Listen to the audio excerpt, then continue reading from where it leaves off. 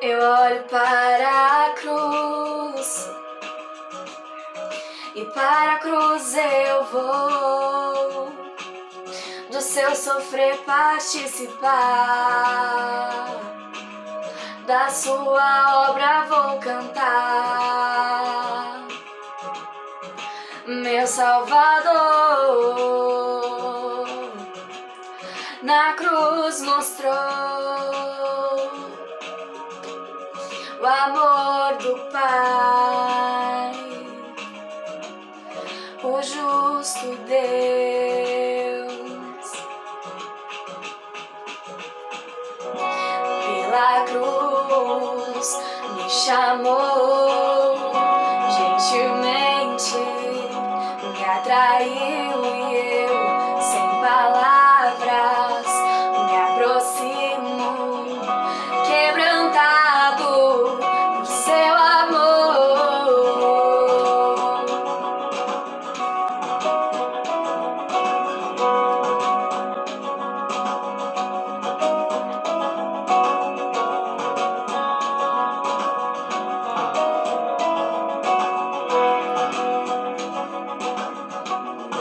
Imerecida a vida, de graça recebi, por sua cruz, da morte me livrou, trouxe minha vida. Eu estava condenado, mas agora pela cruz eu fui reconciliado.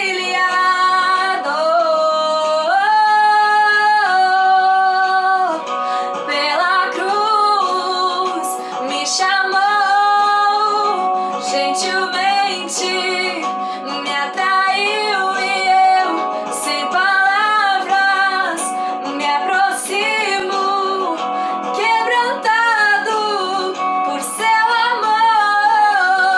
Pela cruz me chamou, gentilmente me atraiu e eu, sem palavras, me aproximo, quebrantado por seu amor. Impressionante é o seu amor.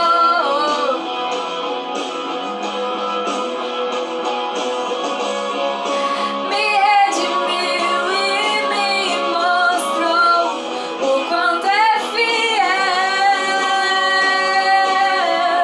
Pela cruz me chamou, gentilmente me atraiu e eu, sem palavras, me aproximo, quebrantado por seu amor.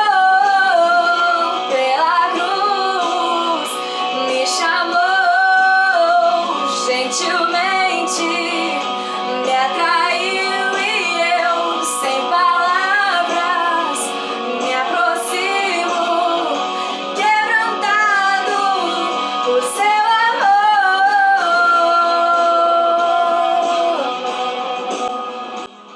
Oi gente, tudo bem? Como vocês estão? Se tiver alguém novo por aqui, oi, eu sou a Gabi. Se não tiver ninguém novo por aqui, saudade gente, saudade de estar com vocês, saudade do culto e tudo mais. Bom, eu tô aqui pra compartilhar uma palavra com vocês, bem rápida, bem simples também, mas eu espero que fique no seu coração e que de alguma forma isso venha te ajudar a se aproximar de Deus e que principalmente Deus fale com você, que seja um momento especial, tá bom? Antes de começar, eu gostaria de orar para que Deus aquiete o nosso coração, nos ajude a ouvir a voz dele e que para esse seja um momento bom, um momento especial na presença dele, tá bom? Então vamos lá, gente. Querido Deus, muito obrigada por esse momento, obrigada, Deus, por essa oportunidade de ouvir essa palavra, de estar com o Senhor. Eu peço em nome de Jesus que Teu Espírito Santo fale ao nosso coração nesse momento, que o Senhor alcance as pessoas certas que a sua palavra, Deus, venha a tocar muitos corações e que o Senhor esteja falando com a gente, nos ajudando, Deus, a se aproximar do Senhor cada vez mais. Em nome de Jesus. Amém. Bom, galera, eu gostaria de refletir com vocês hoje sobre a vida de Davi. Provavelmente você conhece a história de Davi, certo? Davi que derrotou o Golias, né? O gigante Golias. Davi que foi rei de Israel. Davi que tinha um relacionamento profundo com Deus, um relacionamento de intimidade com Deus. A gente vê isso no livro de Salmos, as canções que Davi escrevia para o Senhor. A gente vê que Davi introduziu a adoração com música no templo. Então, essa parte artística de louvor que a gente tem hoje, graças a Deus, começou naquela época. Isso é muito legal. Eu acho fantástico esses relatos na Bíblia. E a gente vê que o relacionamento de Davi com Deus ajudou toda uma nação a se aproximar de Deus novamente. Então isso é incrível, esse tipo de relacionamento com Deus que ajuda outras pessoas a se aproximar de Deus também. Isso é incrível e Davi é um personagem bíblico fantástico. A gente vê que a genealogia de Jesus tem Davi, então que honra, né? Que honra para Davi tudo isso. Mas hoje eu gostaria de refletir com vocês em um fato que está em 2 Samuel, no capítulo 11 e no capítulo 12. Davi não era uma pessoa perfeita, ele não era, mas ele era um homem segundo o coração de Deus. E nesses capítulos a gente vê um vacilo, né? Um deslize que Davi fez e que não foi nada legal. Foi algo muito sério. Eu gostaria de refletir duas coisas com vocês que eu vou falar daqui a pouco. Só vou dar uma resumida nesses capítulos, ok? Então, no capítulo 11, a gente vê que o exército de Israel, né, estava em guerra e que Davi ficou em Jerusalém, lá no palácio. E Davi estava passeando lá no terraço e ele viu uma mulher muito bonita chamada Batseba. Ele cobiçou essa mulher, pecou, Batseba ficou grávida. E aí Davi tenta dar um jeito, chama Urias, que era o esposo dela, tenta mandar ele para casa para descansar, mas ele era muito leal ao rei, então ele não foi. E aí Davi tentou fazer alguma coisa com as suas próprias mãos e acabou mandando Urias para a linha de frente da batalha para que propositalmente ele morresse, tentando dar um jeito aí nessa situação, né? Isso foi uma coisa nada legal, foi muito sério e isso desagradou muito o coração de Deus. Capítulo 12, o profeta Natan vem e repreende Davi. O profeta Natan tenta abrir os olhos de Davi para tudo isso que aconteceu, que ele fez e como isso desagradou o Senhor. Então Davi vai, se arrepende. E aqui no Salmo 51, a gente vê a oração de Davi se arrependendo, pedindo perdão a Deus. E no começo do Salmo 51, fala assim: Davi escreveu, né? Compadece-te de mim, ó Deus, segundo a tua benignidade. Oh, meu Deus. E segundo a multidão das tuas misericórdias. Apaga as minhas transgressões. Lava-me completamente da minha iniquidade e purifica-me do meu pecado. Pois eu conheço as minhas transgressões e o meu pecado está sempre diante de mim. Pequei contra ti somente, e fiz o que é mal aos teus olhos, de maneira que serás tido por justo no teu falar e puro no teu julgar. Então, aqui em toda essa oração, a gente vê o arrependimento de Davi, quando finalmente ele percebeu, né? Ele caiu em si de tudo isso que aconteceu. Então, galera, eu gostaria de refletir duas coisas com vocês. A primeira delas é a forma que o pecado entra na nossa vida. Perceba que Davi, ele estava lá no palácio dele, ele foi passear no terraço e ele viu uma mulher bonita, ou seja, uma raiz mal despertou no coração dele. Todo pecado tem uma raiz mal no coração. E se a gente consegue identificar isso, a gente consegue lutar especificamente contra essas raízes. Porque a Bíblia fala que aquilo que te faz pecar deve ser arrancado fora. Se o teu olho te faz pecar, arranca ele fora. Ou seja, não é ore pelo seu olho, é arranca fora. Ou seja, o que te faz pecar, arranca fora. Davi teve uma raiz mal no seu coração, ou seja, uma raiz que devia ser cortada fora, que foi a cobiça. Perceba que o pecado, ele começa de uma raiz, ele começa num pensamento muito sorrateiro. A gente não acorda assim, de repente a gente acorda e fala, hoje eu vou pecar. E que alegria, hoje eu vou pecar. Não, gente, a gente não quer o pecado faz mal, o pecado ele nos afasta de Deus.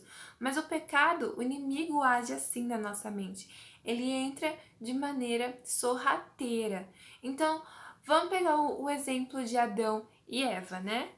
Sabe que lá no jardim eles tinham milhares e milhares e milhares de árvores e de frutas para comer. E só uminha, eles não podiam comer. E aí a serpente vem e lança uma ideia, lança um pensamento, lança uma raiz mal no coração de Eva. Primeiro, tentando distorcer a palavra de Deus, né? Então, ela chega falando, é verdade que Deus não deixa vocês comerem das frutas do jardim? Sendo que Deus deixava comer as frutas do jardim, era só uma que não podia. E aí o inimigo vem e distorce isso, e aí lança uma semente, uma raiz de desconfiança no coração de Eva, falando, não é verdade. Deus sabe que se vocês comerem, vocês vão ser igual a ele e tudo mais. E vocês conhecem a história. Ou seja, a raiz mal no coração de Eva para levar ela a esse pecado foi a desconfiança de Deus. Ela parou de confiar na palavra de Deus e começou a desconfiar. E será se? Será que? Sabe? Então o pecado ele vem através de uma ideia sorrateira, um pensamento aqui, outro ali, e se você não vigiar, a hora que você vê, já pecou.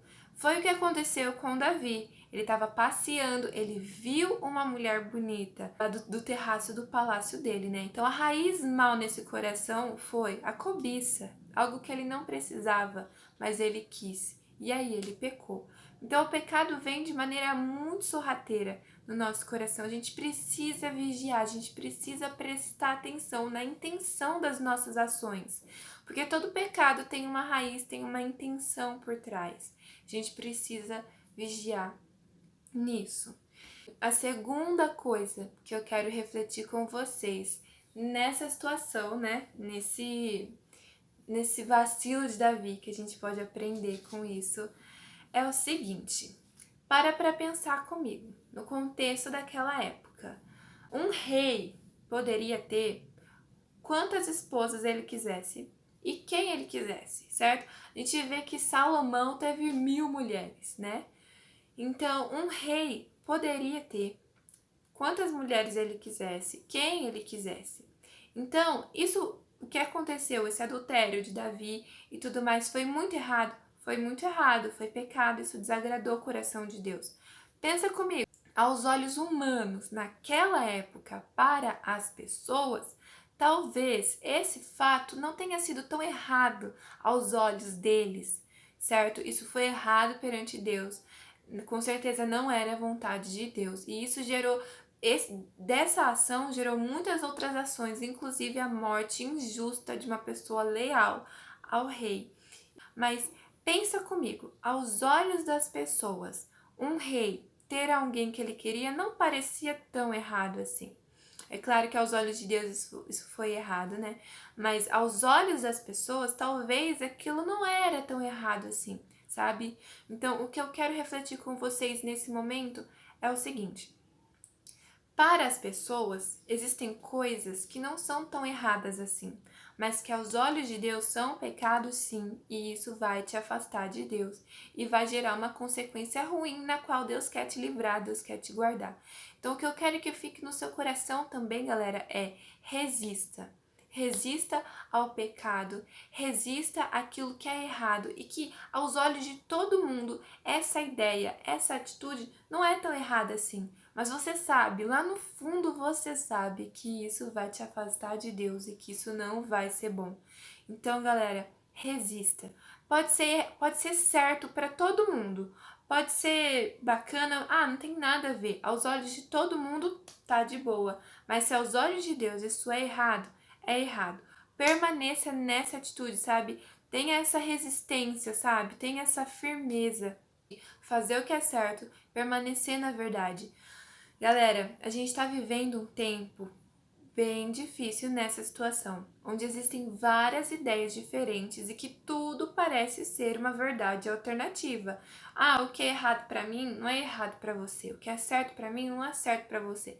Não é bem assim que funcionam as coisas de Deus. O que é sim, é sim. O que é não, é não. Então, galera, vai vir muita ideia na cabeça de vocês. Vai vir muita coisa disfarçada, porque o pecado não vem assim, o inimigo não chegou assim em Eva, assim. E aí, Eva, come a fruta, come a fruta. Não, começou com uma ideiazinha sorrateira que levou ela a pecar. É a mesma coisa. O inimigo vai vir com ideias e ideias e ideias para te confundir.